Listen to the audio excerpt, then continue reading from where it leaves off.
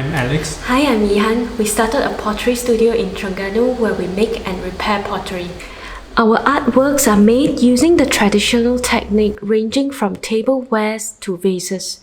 The making of pottery started from preparing the clay, shaping and trimming it either by hand or using the throwing wheel before it went through the first bisque firing at 900 degrees Celsius.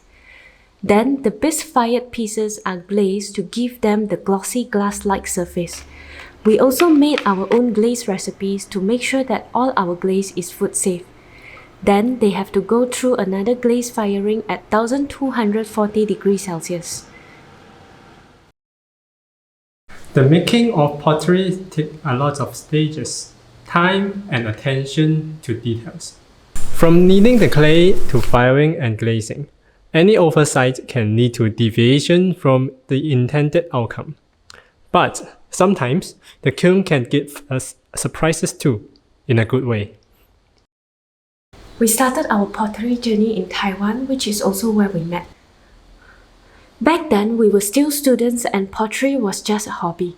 We are really grateful that we met a lot of people who taught and helped us through this journey. We have learned a lot in Taiwan and hope to share our knowledge in Malaysia. As we dive into our pottery journey, we decided to start documenting our work and share it on social media. We are happy to be able to share our love for pottery and engage with the online community. From there, we saw a possibility to turn our hobby into a business. Our artworks have always been inspired by nature, be it the color and texture of the nature or sometimes taking wild clay and minerals to incorporate into our work. When we returned from Taiwan to Malaysia, we have shipped many boxes of pottery that we made back to Malaysia. Some of the pieces we really love are broken. Rather than throwing them away, we decided to repair them using the traditional method of kintsugi. This is a very meticulous technique, a labor of love, as it probably requires more time to repair than to make another new one. The broken pieces of pottery are bonded together using urushi lacquer, which comes from the urushi tree.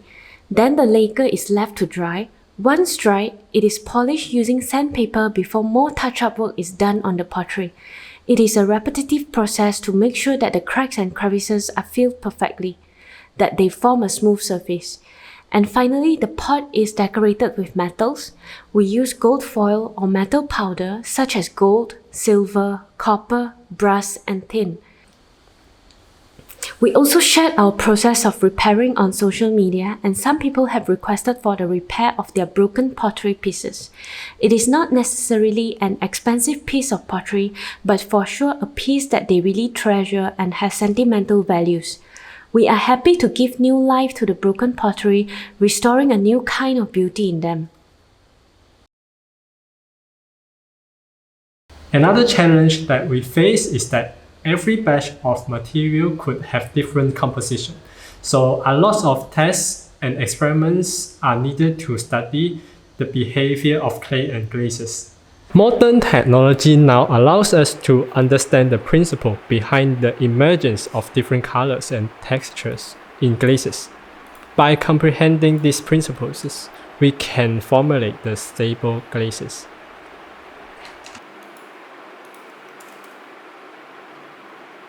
We are lucky and privileged to be able to set up our pottery studio in Malaysia. We are very thankful for the support of all our family, friends, and fellow artists.